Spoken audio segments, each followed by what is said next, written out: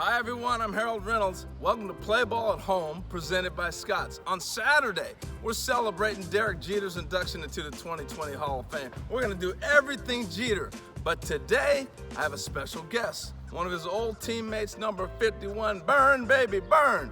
Yeah, the great Bernie Williams. He joins me today. And it's Bernie Williams, bottom of the 11th.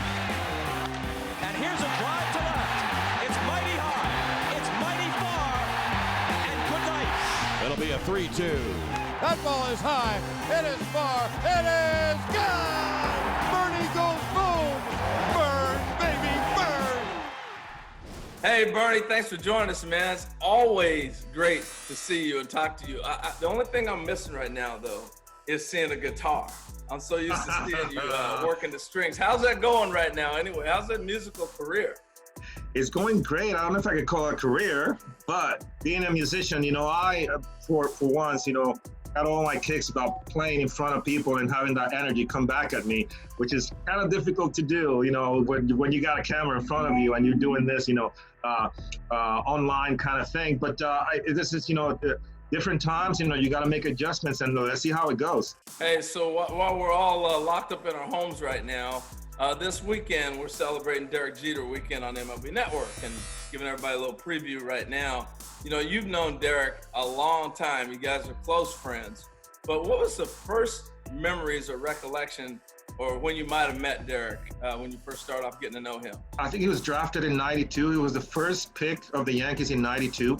And I think he got a little bit of a time and spring training that same year with the Yankees. I remember we were still in Fort Lauderdale. Derek came, I think about 150 pounds of him, all legs, and, big head, wide eyes. And he was just taking it all in and very curious about, things, I think he might have taken a couple of swings and, he pointed out, this is our first draft pick and I think he's going to be a good player. And I said, yeah, man, looks good, man. Let's see what happens. And we all saw what happened over the last, 20 some odd years, the history, doesn't lie. And he was obviously a great player. At what point does he go from that skinny kid who struggled defensively early in the minor leagues and then figured it all out to be this special Hall of Fame player? And you were there the whole time. So was there a game, moment, month, year that you said, this is really something different? From the first game that he played in the big leagues, the first season that he started in 96, he hit a home run his first game in Cleveland. At that time, we were like, well, I think we're going to be all right with this kid. And then after that, he just basically became forced to be reckoned with, as far as being a clutch hitter, being a leader, being, somebody that you could look up to. And obviously that led him to be the captain of the team and played all these years, with that grace and dignity, man. He was just a great teammate to have, and I could definitely say that I'm honored to have him as a temmate for all those years. So when George Steinbrenner looked at Derek Jeter, made him captain, and you just touched on, he was a great leader. What did he do? How did he lead? Other than his prowess on the field, the fact that he was a really, really good player on the field, I think, part of his leadership qualities off the field, in the clubhouse, he wasn't really a very vocal guy. He kind of like led by example, kind of like what Don Mattingly did. He was the captain prior to Derek Jeter. He was one of those guys that, led by example too. And that wasn't really very rah-rah on the clubhouse, but when he spoke, everybody listened. That was a tribute to his, the integrity that he has, and the leadership qualities that he had as a player.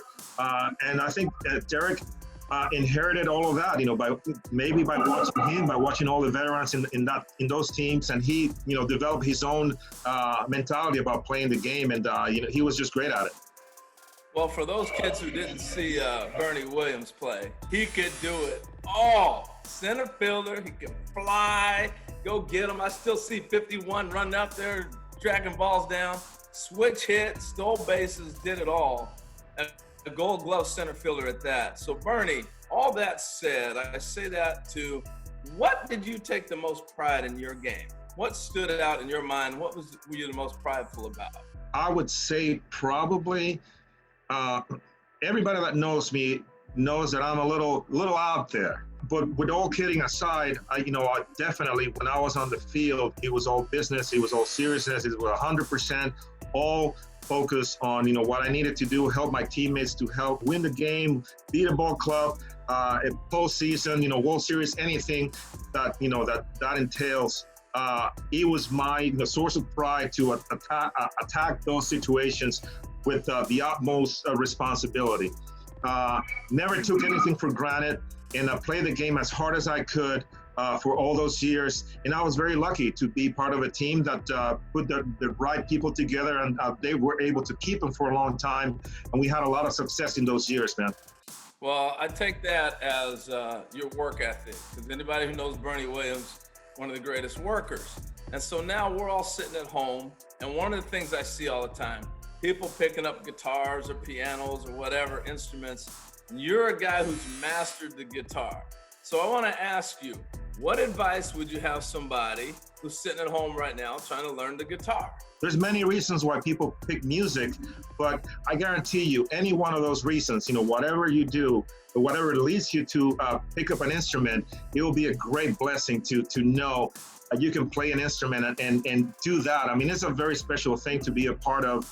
You become part of a great fraternity all over the world of people that speak a language that is universal. Bernie, that passion is amazing. I got the same passion for my air guitar, but I think I don't know if I can make it. That might be it. There are actually tournaments about, for air guitar. I mean, you could probably do good. Bernie, it was awesome visiting with you, man. Thank you for the time. Really appreciate it. Absolutely, man. Just a pleasure.